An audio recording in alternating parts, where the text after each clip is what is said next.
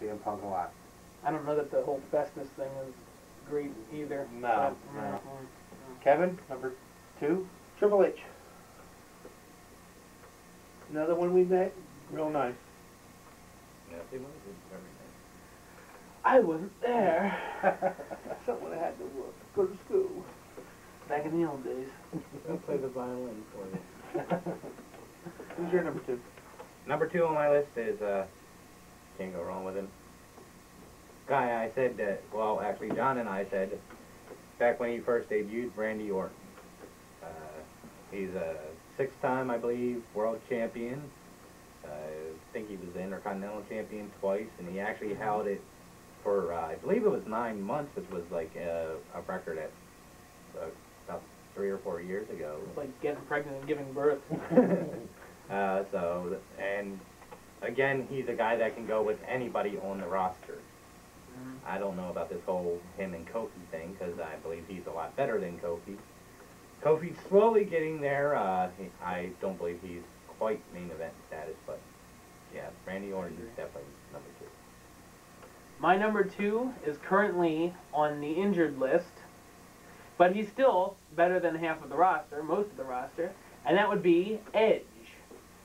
Edge just, is there anything he hasn't done in the WWE? True. He's done so much. And he's still coming back for more in I believe January or close to that. He'll be back for WrestleMania for sure. Rumble, I think it was yeah. And he's going to come back as a face, which we haven't seen in a long time. So I hope, you know, they don't screw that up or anything. But I hope that the audience takes to him and they'll give him a chance and not. I think they will, but you never know. But he's done everything. You can't go wrong with Edge. Nope. My number 2 guy is also Edge. I think. Are you guys like almost living together or something? That's why I'm laughing. Is that pillow talk or something? That's why I laugh every time Wes makes a prediction. I'm like, oh my God, the same as mine.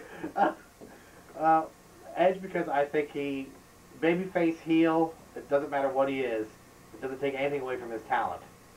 And it's been a pleasure to watch him rise through the ranks of a tag team competitor and the Brood and all that, and make his way into the main event picture where he deserves. He came up slowly, like people should, not like Sheamus or Kofi. Yeah. He paid his dues, and I think he's again a future Hall of Famer. I think him and Jericho is going to be an outstanding feud. 2 guys who can really wrestle. That's going to be fun to watch.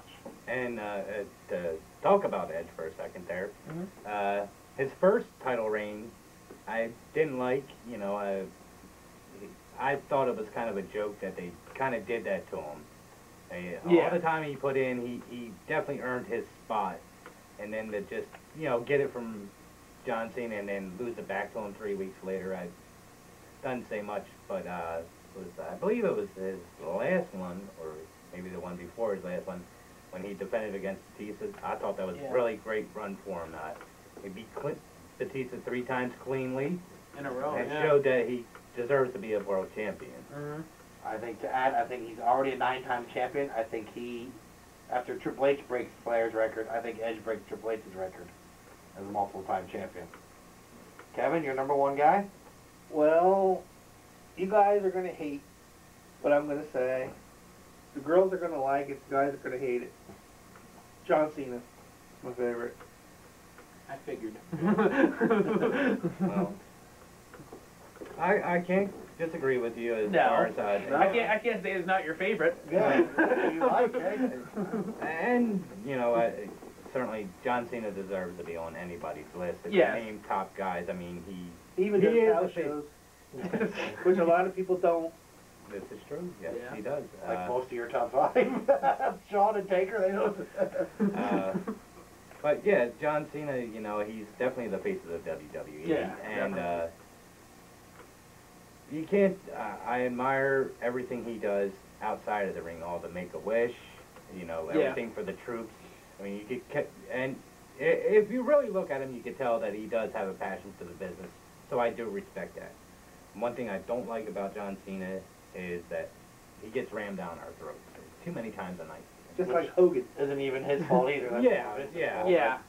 Yeah, But- I like the person John Cena, not so much the character. Not, of John yeah, Cena. not, yeah. Yep, There is a difference. definitely. Uh, Joe, your number one guy? My number one guy is a guy that's been here since the 80s, still going strong, and that would be the Heartbreak Kid, Shawn Michaels. The reason why I chose him as number one is you go through the entire roster, and much like John Morrison, he was in the tag team, he broke out, got on his own, and I could see Morrison being the Shawn Michaels of this generation. I see that too. But once he rose up, he got the Intercontinental title, worked his way up to world title, and once he was world champion, on the big stages, nobody can touch Shawn Michaels, especially WrestleMania. True. Almost every WrestleMania, if you think back to WrestleMania, you can remember Shawn Michaels' match. So that's why I chose him as number one. Wes? My number one is the legend killer, Randy Orton, which will not be a surprise. Ever since he was debuted against Bob Holly, something just stood out about him that it was like, wow, he's got talent.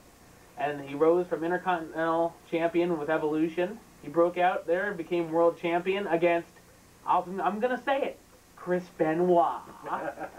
He beat him, and then it took him a while to get that title back. But when he finally did, it was like he just won it every other month against Cena or Triple H or whoever. He's beaten all the best. And I think he does have a lot more wrestling ability. Unfortunately, because he's a heel, he's stuck with punches and kicks and RKO. But he should be given a lot more credit than he's given, and he's the top heel in the industry, no doubt about it. This is getting to be way Here we go again. My number one guy. More their pillow talk. Yeah. My number one guy is Randy Orton. Me and my boy Joe here have been, since day one when he debuted with blue trunks and his curly hair versus Bob Holly, I've been calling him the franchise.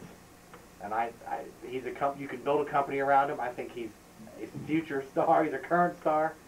Past star? Yeah, I think 10 years from now, Randy Orton is going to be up there with Hulk Hogan and Shawn Michaels as one of the all-time greatest wrestlers. There's not enough good things to say about Randy Orton. I mean, he is incredible. He's the best wrestler in the business today. I'm sure all of you will disagree with us. Some of you, at least. And, But yeah, and speaking of Randy Orton, you know, he has all that talent. And he was in Evolution, you know, and two of the best learning trees to sit under, Ric Flair and Triple H. I mean, like you said, you know, punches and kicks, Orton knows a lot more than that, and they really should allow him to showcase his wrestling ability. And I like that because his dad, he had an in this business more than other guys who have to bust their butts doing carnivals and shows. You know, he had an in because of his dad, and he never used it. he went to Ever. WWR. He started at the bottom Yep. and worked his way up. He never came in at the top because of who his dad was. He's busted his butt, and I think, what he's doing with DiBiase and Rhodes is the same thing. They're going to learn from him, and I think they're going to be good like him. Not as good, but they're going to be.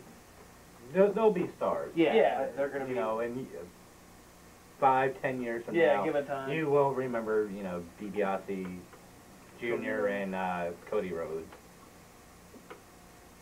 Okay. Well, I think that's all the time we have this week. Join us again next week, where we'll have the results from the TLC pay-per-view and our next weekly top 5. Until next time,